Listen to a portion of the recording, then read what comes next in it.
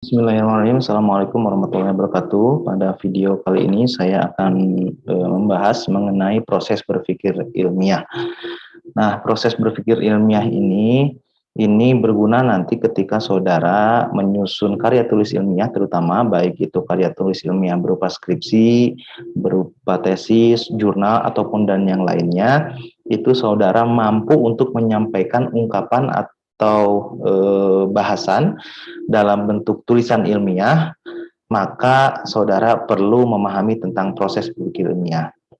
Nah, tentu proses berpikir ilmiah juga tidak jauh atau kait eratannya dengan kemampuan menalar. Bagaimana saudara ini mampu menyampaikan gagasan melalui tulisan ilmiah, tentu harus mampu juga untuk menalar proses ilmiah. Nah, memang terdapat beberapa prinsip penalaran berkaitan dengan penalaran ilmiah. Nanti kita akan menjelaskan gitu ya.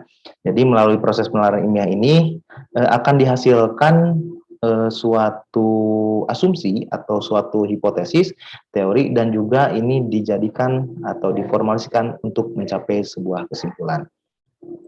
Nah, dari beberapa prinsip penalaran, kita lihat di sini. Yang pertama, prinsip penalaran ini ada namanya Principium Identitatis, gitu ya. Nah, ini artinya bahwa prinsip penalaran ini adalah prinsip penalaran hukum kesamaan. Nah, prinsip penalaran ini merupakan kaidah pemikiran yang menyatakan bahwa sesuatu itu hanya sama dengan sesuatu itu sendiri, atau sesuatu itu hanya memiliki identitas atau memiliki ciri-ciri tertentu. Nah, misalkan jika sesuatu itu adalah P, maka P itu identik dengan P. Nah, contoh konkret seperti ini. Misalnya kucing. Nah, kucing itu harusnya kucing yang tidak yang memiliki kaki 4, yang kemudian berbulu, suaranya mengeong. Nah, selamanya kucing itu akan tetap seperti itu. Karena memang identitas kucing ya seperti itu, seperti yang tadi dijelaskan. Jadi prinsip identitas ini bahwa sesuatu itu hanya sama dengan sesuatu itu sendiri, gitu ya. Yang kedua adalah prinsip kontradiksionis.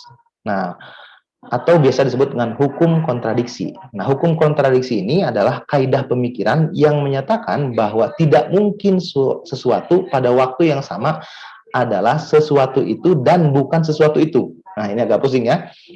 Jadi memang prinsip kontradiksi ini tidak mungkin kalau menurut Hamilton itu bahwa hukum ini biasa disebut dengan hukum tanpa tentangan. Jadi contoh nyatanya seperti ini. Misalkan pada waktu tertentu itu tidak mungkin sesuatu itu mempunyai peran yang kontradiksi. Misal manusia itu pada suatu waktu tertentu itu ya hanya manusia, tidak mungkin manusia merangkap menjadi jin begitu ya, atau berkontradiksi. Misalkan tadi kucing itu pada suatu waktu ya memang dia kucing, tidak merangkap menjadi seekor anjing misalkan. Nah, itu hukum kontradiksi, atau sesuatu itu tidak mungkin pada saat yang bersamaan itu memiliki dua kontradiksi. Kemudian yang ketiga adalah Principium Exclusivity. Nah, ini menyatakan bahwa tidak ada kemungkinan ketiga. Jadi, segala sesuatu itu harus positif dan negatif. Harus memiliki ciri positif, tidak mungkin ada ciri negatif. Kalau positif, positif, kalau negatif, negatif. Contoh misalkan, batu itu haruslah keras atau tidak keras. Jadi, yang namanya batu harus keras atau tidak keras. Jadi, tidak bisa memiliki identitas dua, keras atau tidak keras, diam atau tidak diam begitu. Jadi satu identitas. Kemudian yang keempat adalah Principium Rationis Sufficientis. Jadi segala sesuatu itu selalu ada sebab akibat. Nah, ini prinsip sebab akibat atau biasa dikenal dengan prinsip sebab akibat. Jadi ketika melakukan A, ya maka akan jadi B begitu. Ketika misalkan kalian diam di tengah jalan tol, maka akibatnya kalian akan tertabrak. Nah, ini adalah prinsip dari sebab akibat. Yang terakhir adalah Principium Individuationis, merupakan penegasan dari prinsip identitas, atau sesuatu itu pasti memiliki ciri dan identitas tersendiri. Kalau tadi kucing seperti contohkan, kucing ya bentuknya seperti itu. Tidak mungkin kucing tidak berbentuk seperti itu, misalkan contoh. Itu sebagai contoh saja, ya. Kemudian selanjutnya kita lihat dalam penalaran ilmiah itu ada dua jenis penalaran. Yang pertama penalaran deduktif dan yang kedua adalah penalaran induktif. Kita lihat penalaran deduktif terlebih dahulu. Jadi yang disebut dengan penalaran deduktif itu dilakukan atas pertimbangan dan dasar menurut prinsip tertentu, kaidah ataupun teori yang berlaku umum kepada sesuatu yang khusus. Jadi yang dinamakan dengan penalaran deduktif itu kaidah ataupun teori yang berlaku umum kepada sesuatu yang khusus. Nanti kita contohkan.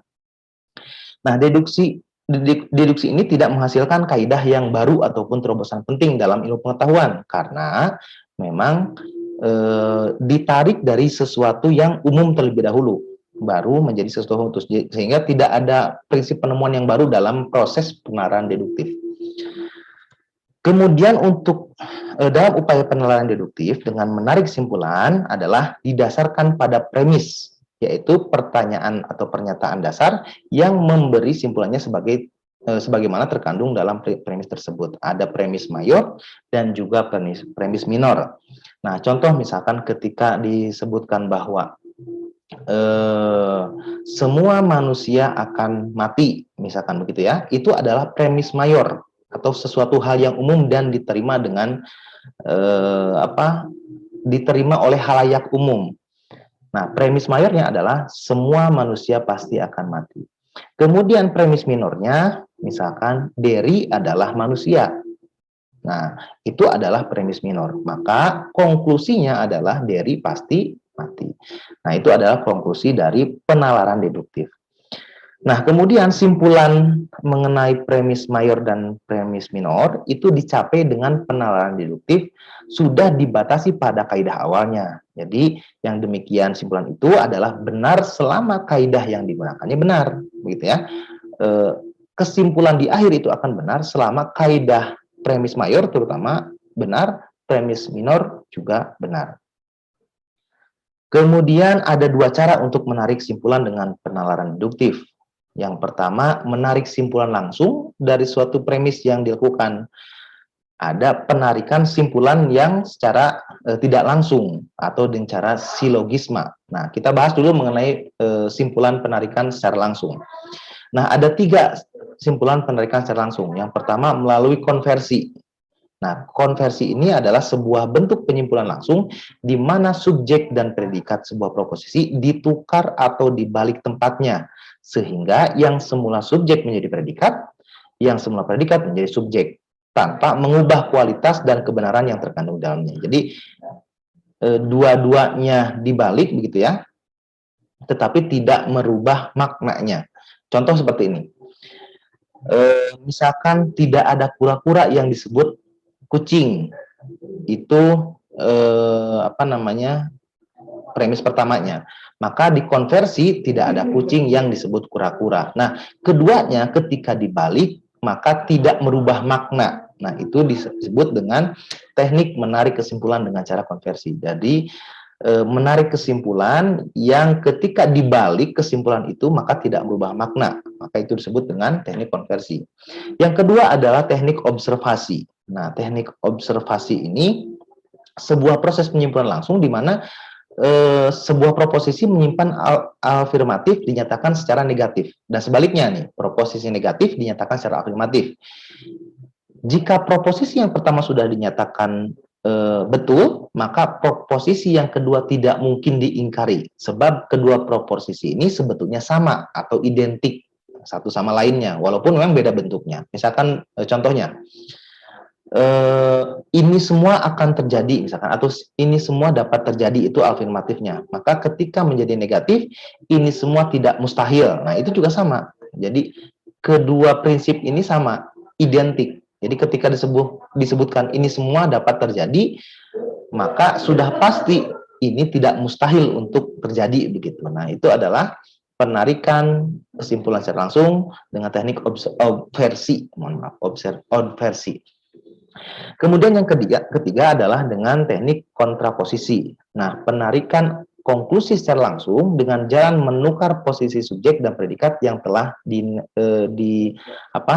dinegasikan terlebih dahulu. Contoh misalkan, sebagian demonstran bukan mahasiswa, maka sebagian dari bukan mahasiswa itu bukan seorang demonstran, misalkan, atau bukan demonstran. Nah, ini adalah teknik menarik kesimpulan dengan kontraposisi. Atau juga menarik kesimpulan tak langsung. Ya, kalau tadi ada penarikan kesimpulan secara langsung, ada juga penarikan kesimpulan secara tidak langsung, atau secara silogisme. Contohnya yang tadi silogisme itu ya, semua manusia akan mati, misalkan ya. Kemudian Amir adalah manusia, maka Amir akan mati dan sebagainya. Kemudian penalaran yang kedua itu adalah jenis-jenis penalaran induktif. Jadi deduktif, mohon maaf. Jadi ingat ya, penalaran deduktif itu adalah penarikan kesimpulan dari hal-hal yang umum menjadi hal-hal yang khusus. Nah, sebaliknya penalaran induktif. Nah, penalaran induktif ini merupakan penalaran untuk sampai pada suatu keputusan yang berawal dari hal-hal yang khusus dikembangkan menjadi sebuah kesimpulan umum. Nah, ini juga mampu dikembangkan menjadi kesimpulan umum yang menjelaskan hubungan antara faktor-faktor yang diamati. Nah, penalaran induktif ini lebih berperan dalam ilmu pengetahuan. Jadi, biasanya penalaran-penalaran dan ilmu pengetahuan itu menggunakan penalaran induktif. Nah, karena memang penalaran induktif ini dapat membuka peluang untuk menghasilkan teori-teori yang baru, gitu ya. Dalam proses penalaran induktif itu ada tiga cara. Yang pertama dengan generalisasi, kemudian menggunakan analogi, dan yang ketiga menggunakan hubungan sebab akibat. Nah, generalisasi ini adalah proses penarikan kesimpulan dari hal-hal yang khusus menjadi hal-hal yang umum. Nah, generalisasi juga merupakan proses penalaran yang menyadarkan pada pernyataan tertentu untuk memperoleh sejumlah gejala yang dianggap serupa, gitu ya. Nah, kemudian suatu simpulan dianggap sahih. Nah, jadi simpulan atau proses generalisasi itu sahih itu apabila memenuhi syarat bahwa informasi atau data ini memadai dan mewakili secara keseluruhan. Jadi proses mengeneralisasi itu dianggap betul apabila proses pengambilan datanya atau informasi atau datanya memadai dan mewakili keseluruhan. Kemudian yang kedua adalah analogi. Jadi analogi ini adalah proses penalaran didasarkan pada cara membandingkan dua hal yang mempunyai sifat yang sama. Nah, kita sering menyebutkan bahwa misalkan menganalogikan sesuatu. Ini sering dibahas pada kegiatan-kegiatan diskusi, misalkan analoginya begini saudara-saudara. Nah, ini adalah proses menganalogi. Jadi membandingkan dua hal yang mempunyai sifat-sifat yang sama. Dan yang ketiga adalah hubungan sebab akibat. Hubungan sebab akibat tadi sudah saya sampaikan bahwa segala sesuatu yang memiliki sebab segala sesuatu itu tidak berdiri sendiri. Artinya bahwa segala sesuatu ada sebab dan akibatnya, ya. Kemudian kita juga harus memahami dalam proses berpikir ilmiah itu tentang logika. Jadi logika ini adalah tata cara atau disebut dengan logika formal. Seperti yang dicetuskan oleh Aristoteles, manusia itu terlahir dengan kemampuan berpikir, gitu ya. Jadi logika itu adalah kemampuan berpikir dari manusia, atau menjadi salah satu yang membedakan antara manusia dengan binatang, itu salah satunya adalah logika. Nah, kemudian pengetahuan yang mendasar tentang logika formal itu ini dapat menambah cara berpikir yang lebih efisien dan merupakan kaji ulang atau kajian ulang baik tentang pemikirannya sendiri maupun tentang pemikiran orang lain. Jadi logika ini adalah cara berpikir ilmiah, gitu ya, menurut konsekuensi rasional dari pernyataan tersebut. Selanjutnya kita lihat fungsi logika. Jadi hakikatnya logika ini adalah teknik berpikir yang tujuannya ialah untuk menjelaskan isi atau komprehensi dan luasnya atau eksistensi dari suatu istilah ataupun pengertian melalui batasan yang tajam dan tepat. Nah, proses berpikir ini akan selalu menggunakan kata-kata, yaitu kata-kata yang berkaitan antara satu dengan dengan kata-kata yang lainnya, atau kata-kata yang berkaitan satu sama lainnya dengan suatu tujuan yang tertentu tentunya ya. Nah, logika itu selalu ada yang ada kaitannya dengan penggunaan kata atau bahasa. Jadi logika itu outputnya adalah kata dan juga bahasa. Nah, logika ini menunjukkan suatu ketepatan berpikir, dan fungsi logika itu barulah timbul manakala mengemukakan sesuatu yang dikaitkan dengan sesuatu lagi. Nah, atau paling sedikit ada dua dari sesuatu yang dikemukakan nilainya atau kemungkinan disimpulkan. Nah, jadi yang namanya logika itu pasti mengaitkan antara satu hal dengan hal yang lainnya. Nah, mengaitkan satu hal dengan hal yang lainnya, kemudian menarik kesimpulan, disitulah fungsi dari logika. Nah, itu juga nanti yang akan berguna pada penyusunan karya tulis. Jadi, logika kita harus bermain. Bagaimana mengaitkan dari satu kejadian ke kejadian yang lain, bagaimana mengaitkan dari satu teori ke teori yang lainnya. Nah, penilaian tepat itu tidak hanya tampak dari tatanan dan bentuk bahasa saja, tetapi terletak pada isi dari penilaian tersebut. Jadi, penilaian tepat adalah penilaian yang mana aturan dan unsur-unsurnya diletakkan menurut hubungan yang tepat. Jadi, ketika penilaian itu tepat, bila mana penilaian itu tidak keliru, gitu ya. Jadi, penilaian itu keliru bila mana terdapat yang pertama kontradiksi antara penilaian dengan pengertian, yang kedua penilaian itu bertentangan dengan pengalaman. Nah, jadi yang dinamakan dengan penilaian yang tepat itu yang tidak ada kontradiksi antara penilaian dengan pengertian, atau tidak ada pertentangan antara penilaian dengan juga pengalaman. Nah, kita lihat pola alur berpikir atau alur pemikiran. Kebenaran dari suatu penilaian ditegakkan atas kebenaran landasan. Suatu penilaian itu merupakan hasil sintetik dari jalan, alur, atau proses pemikiran yang tidak diucapkan, yang dalam hal ini mengantarkan tentang kesadaran akan sumber-sumber dan nilai keabsahan. Nah, pada alur pemikiran ini ada dasar-dasar untuk penalaran ilmiah. Nah, jadi dasar-dasar penilaian ilmiah ini ada evidensi, deduksi, dan juga induksi. Nah, kita coba bahas satu-satu. Apa itu evidensi, apa itu deduksi, dan induksi. Evidensi itu secara bahasa itu adalah bukti, gitu ya, atau biasa dikenal dengan evidence.